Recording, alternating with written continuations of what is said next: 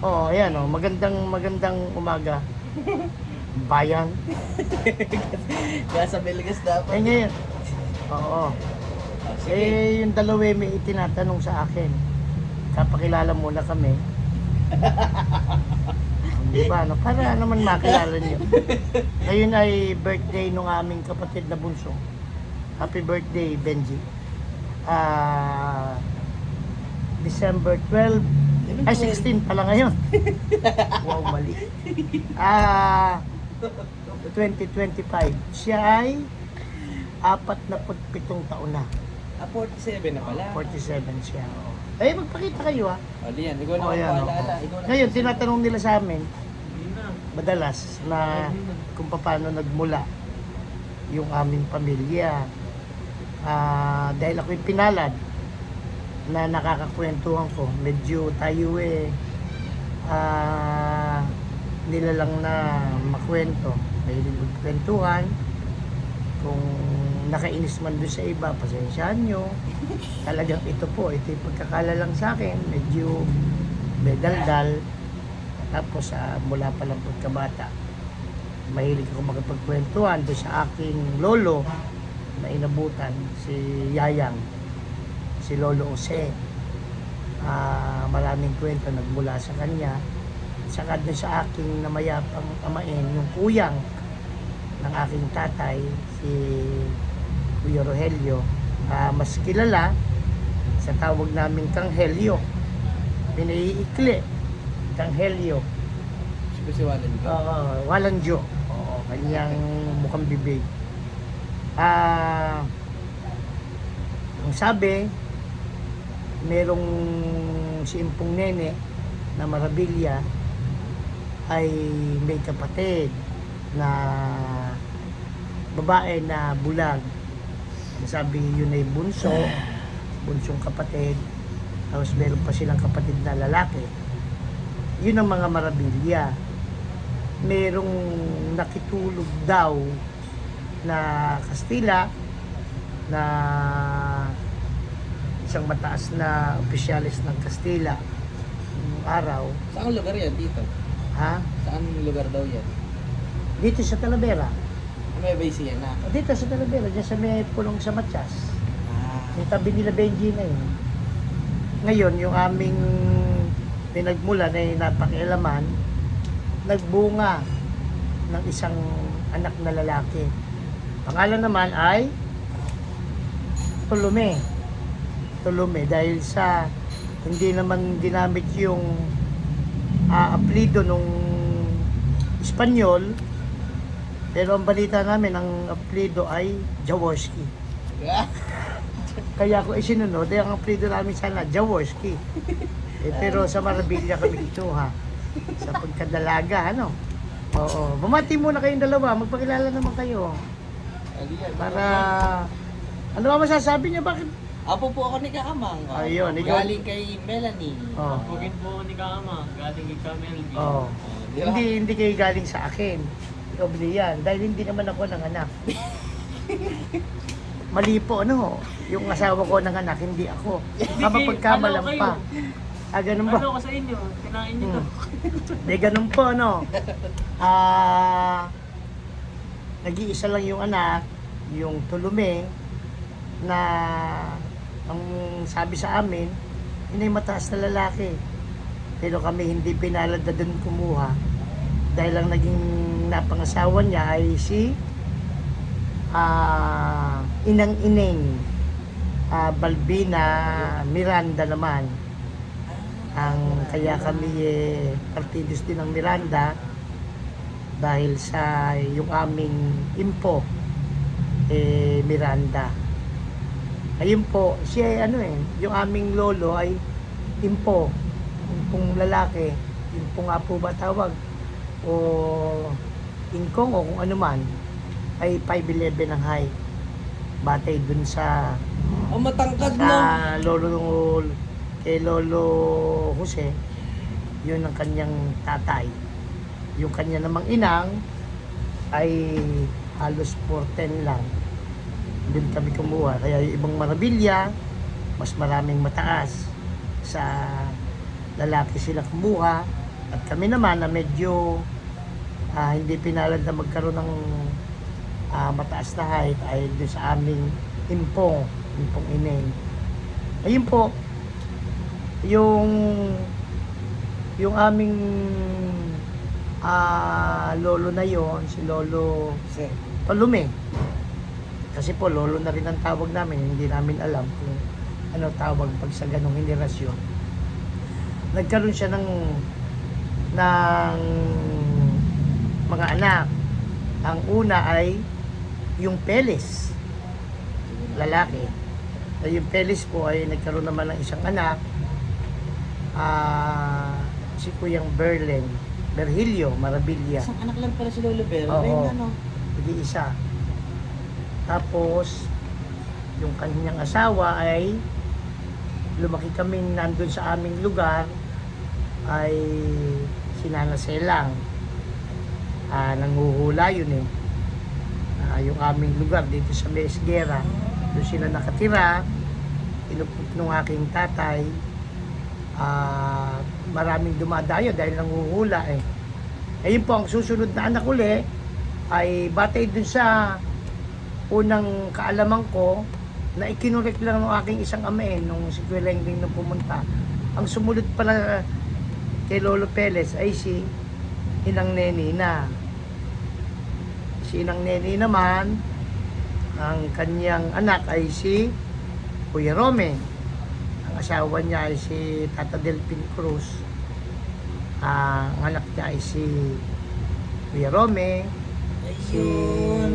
Pero ang panganay po pala ay si Ate Dele. Si Ate Dele naman ay Lolo Rome. ang mga anak ay sila Kuyang Alde, Kuya Ito, pababa na.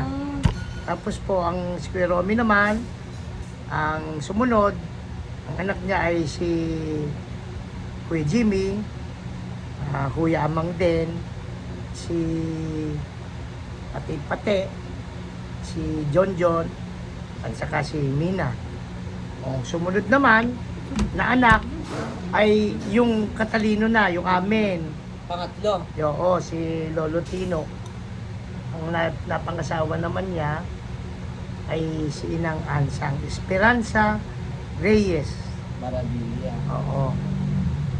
Ngayon, ang naging anak naman nun ay si Kuya Rogelio, si Ate Tele, si Ating Luneng, si Ate Adureng, at saka yung bunso ay yung aking ama, si Benjamin. Oo. Kaamang na mas kilala sa ganung pangalan. Ang sumunod naman kay Lolo Tino ay si Lolo Jose. Ayun. Mas tinatawag naming Yayang. Ang asawa naman niya ay si Lala Hila Mito sa gawing Bantog, San Miguel, Bulacan. Ang anak naman noon, ang panganay ay si Kuya Humberto, Pangulong Diakono sa Santo Niño sa Claridel. Ang sumunod ay si Kuya Bene diyan sa may gawin ng Tagulod, si Kuyang Landeng, at saka si Kuyang Unto. Natatay naman ni Norman na kailan lang ay namayapa na rin.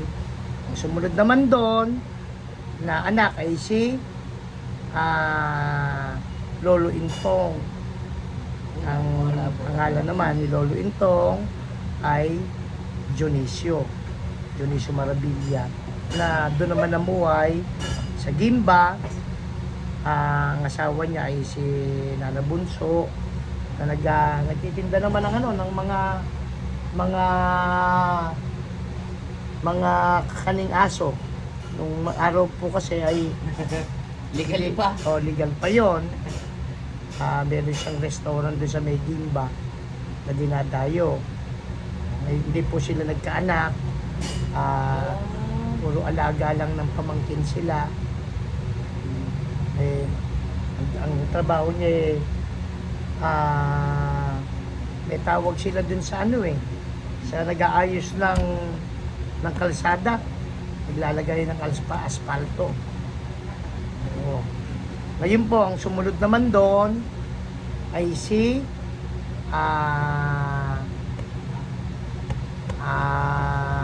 yung pong nasa Cabanatuan.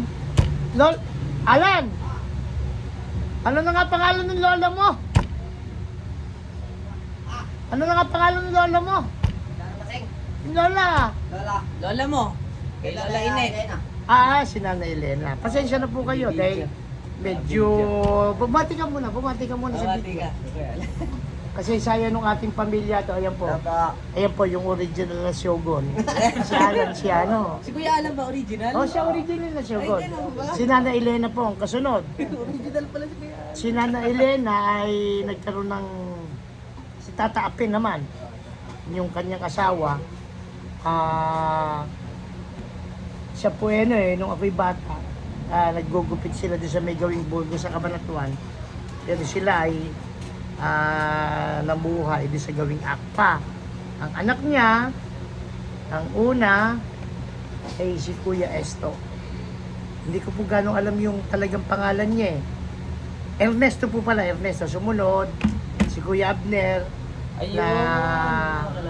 yun ang pangalawa. Tawagin mo nga yung si ano? Kuya Arman. Norman! Dito, Kuya Abner. Hindi na namin kilala yung kuya yung panganay. Yes, to, maagang... Ay, kilala niyo, nakikita niyo yun.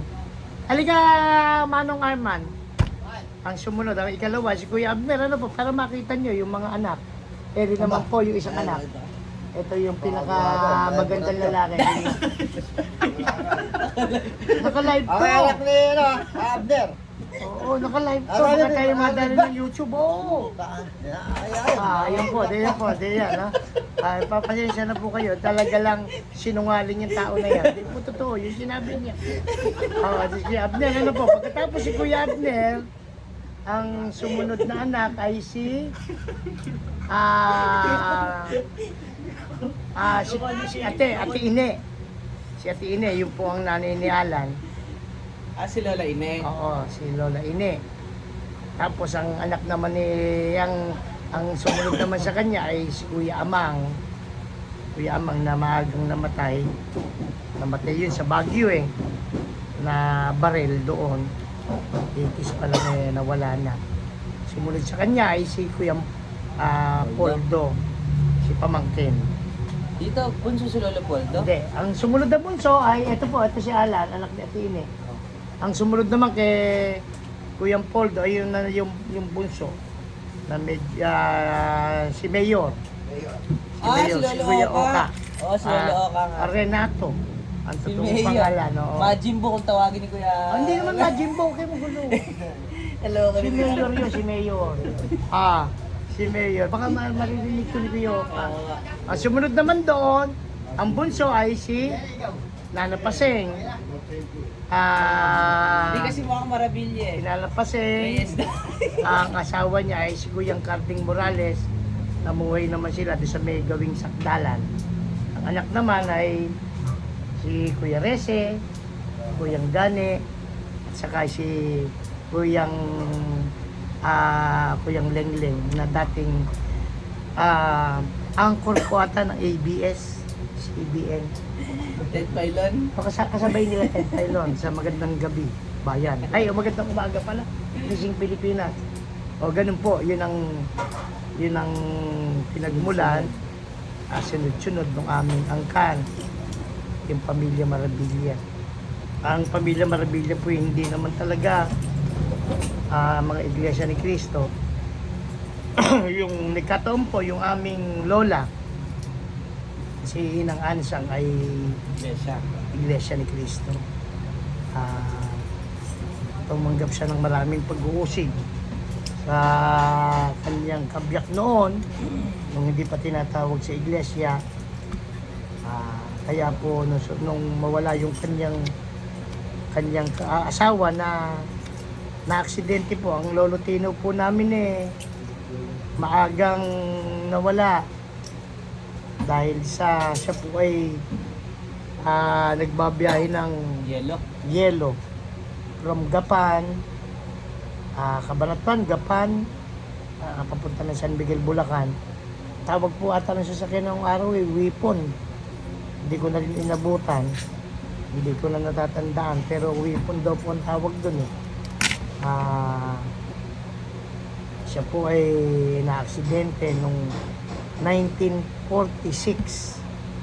1947 po pala, kakuwari. 1947, nahulog siya sa tulay ng Salakot. Saan yun dito? Saka si Awi ang palad ay siya namatay. Nag-iwan siya ng mga anak doon kay Inang Ansang na nung panahon po na yun, meron na rin karamdaman. May sakit sa baga yung aming Inang Ansang. Ngayon po, ang aking tatay nung panahon yun, 1947, ay 6 na buwang gulang nang mawalan siya ng magulang.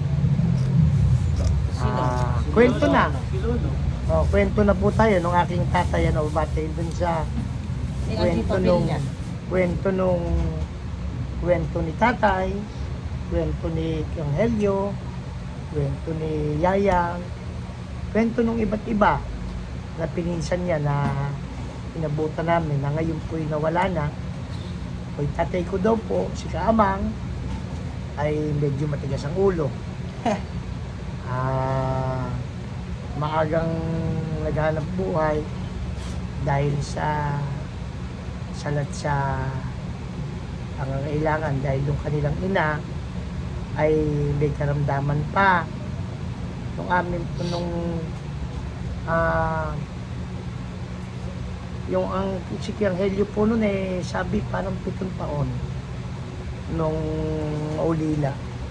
Bata, pangalan Kaya dito. marami sa kanilang magkakapatid hindi naman nakapag-aral. Si Kuyang Rogelio ay maagang sumuong sa pagbubukid. Si Ate Pele ay katuwang-tuwang naman ni Inang Ansang na lumulusong na sa bukid. Sa batang edad namamagpag at gumagapas na. Si ating byuda, dalaginding pa lang ay ang sabi nila, nangatulong na. Tawag nung araw ay napaalila sa Maynila. Si ate Adoring naman ay maaga naman nag-asawa. Nadali ni Tata Ato. Pero ano naman ata, parang 18 na ata o 17. O si tatay ko naman, bata pa lang dahil siya'y bunso. Popcorn. Hindi naman nakapag-aral dahil sa nanghiram ng gunting. Nanghiram ng gunting. Nasira, hindi na ibalik o nawala ata. Wala na silang pambayad mag-ina. Nakaramdam na sila ng hiya dahil hindi nila maibalik at hindi nila pabayaran yung gunting na nawala. Hindi na lang siya pumasok. Kaya sa edad na 7 taon, dahil yung kanya namang mga amain ay kinupkup naman sila, tinulungan sila. Si Yayang kasi nung araw, si Lolo Use, yung kapatid nung kanyang tatay ay dumadayo-dayo, nagtitinda ng popcorn. Isinama na siya. Kaya sa edad na 7 taong gulang, ang tatay ko ay naghanap buhay na dumadayo. Meron sa sariling kariton na pag tinanaw, mas mataas pa sa kanya. Kaya po nasanay sa paghahanap buhay. Ngayon po, dumating pa sa kanya yung punto na yung kasamahan niyang isa ay sasabog yung karo, yung kariton nung popcorn, tinakbo niya yon. Sumabog, nandun siya.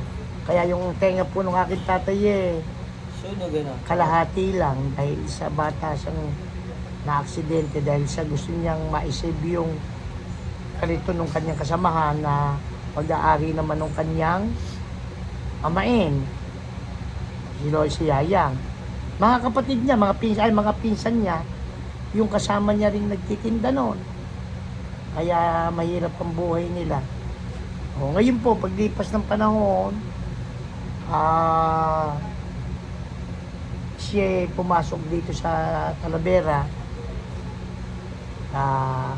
Binatilyo na po ata nung siya malipat dito dahil yung kanyang kapatid, kanyang pinsan, si Kuya Romeng, ay nagtatrabaho na dito sa Talavera dahil umiikot po sila dito dahil sa yung kanilang info.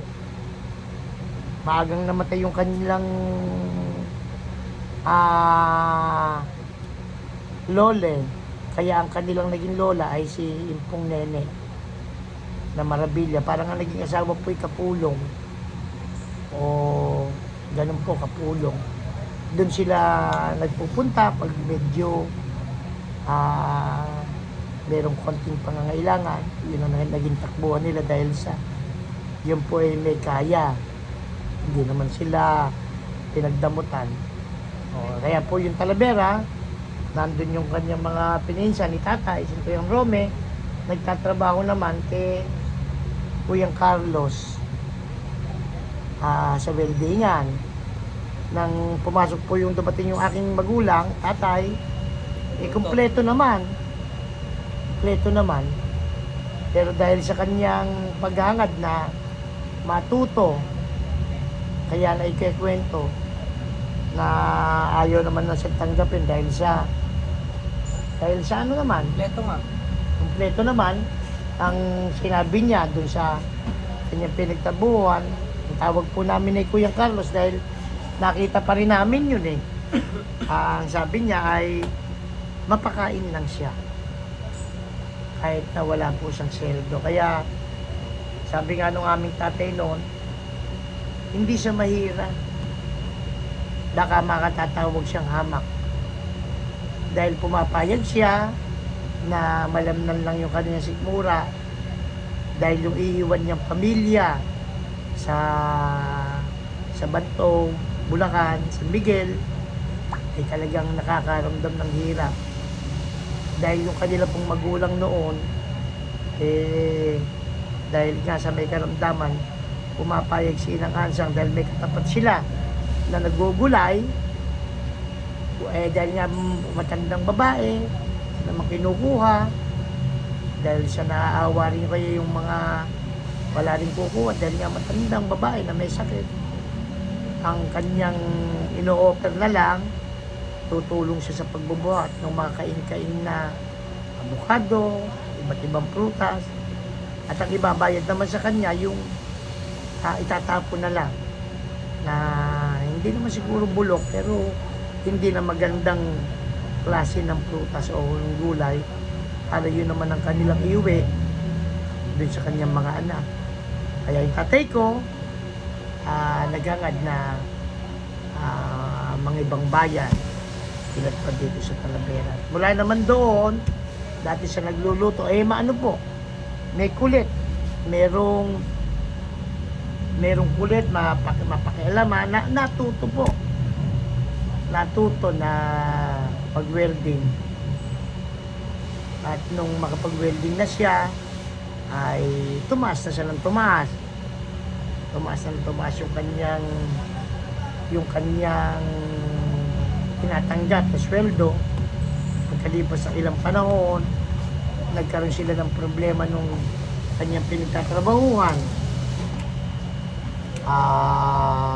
Dahil sa kanyang pagsamba, nalipat naman po siya dun sa kinuha naman siya ni Mang Eli. Ngayon naman, dati po Eli's Welding Shop yun yung mga nakakakilala dito sa Talavera. Eli's Welding Shop. Ngayon po, pagkalipas sa ilang panahon, nagsawa si Mang Eli, inoperan yung tatay ko na bili na lang yung kanyang mga gamit, weldingan. Kaya po doon nagsimula dahil pinahulugan sa kanya yon. Hindi po ako nagkakamali nun parang siningil siya ng 1,700 data Doon sa weldingan Ace. Gano'n? 1,700 ata. Eh wala naman siyang pera noon. Kaya ang ginawa niya, umuwi siya sa Bantog. Lumapit siya dun sa kanyang inang. Tapos yung inang niya, nung sabing wala naman silang pera na pambili, ang sabi ni Inang Ansang sa kanya ay, gusto mo, lumapit tayo kay Rogelio. Oh. Ilingin natin si Kalakyan. Baka maibenta. Nilitak mo na silang mag-ina. Ngayon, yung nangabutan niya yung kapatid niya, yung kapatid niya, si Anghelio, nandun sa ilalim ng puno, nagpapastol ng kanyang kalabaw na si Kalakyan. O de, nung marinig yung hiyaw ni tatay, de, tumayo. O, tuwan-tuwa. Yan kwento na nung aking tatay. Tuwan-tuwa yung kanyang kuyang. Sabi, Mang, kumusta na? Ay, buti naman, Gano'n, nagkamustahan sila, ba't nauwi ka? Sabi ng tatay ko, Anghelio Eka, binibenta sa akin ni Mang Eli yung kaldingan. Itong halaga. Kulang naman yung aking ipon, may konti akong ipon. Sabi ni Inang, baka pwedeng ibenta na muna natin si Kalakyan. Oo. Sabi naman nung kanyang kapatid, sige, kung makatutulong yan, nung sabihin daw na ganon, tumalikod na yung kuyang niya, pumatak na ang luha dahil yun lang ang kabuhayan ng kanyang pamilya dun sa San Miguel. Pagkalipas nung kinabukasan, nung hapon, kinuha na yung kalabaw, yung kuyang niya, umarap na lang sa puno, umapatak ang luha. Kaya sa kanyang tagumpay, may bahagi yung kanyang kapatid. Hindi naman nalimutan ng tatay ko yan. Kaya nung gumanda na ang kanyang buhay dito sa Talavera, ay kinuha niya na yung kuyang niya. Dito na hanggang sa tuluyan, dito na rin sa Talavera binawian ng buhay. Kinuha na yung mga pamilya. Kaya dito po, kami magpipinsan. Hanggang ngayon, kung meron mang naalis, dahil sa gumanda na ang buhay sa iba't ibang lugar, magkakasama pa rin kami. Yun po ang talambuhay ng kanyang buhay. At talambuhay, yun ang kanyang buhay. Ba't ba tahimik naman kayo? Nakikinig kami. Makikinig kayo. Ganon, yun na po. Tapos ngayon, nagsimula sila. Nagtsaga. Hanggang sa napakasipag po ng aking tatay. Silang mag-asawa ay tama yung kasabi, yung ibang ama, ibang ina, ginagawaan niyang umagang gabi. Inaabot po silang mag-asawa hanggang alas 3, alas 4 ng madaling araw, bumubuo ng sidecar. Yung aking nanay naman ang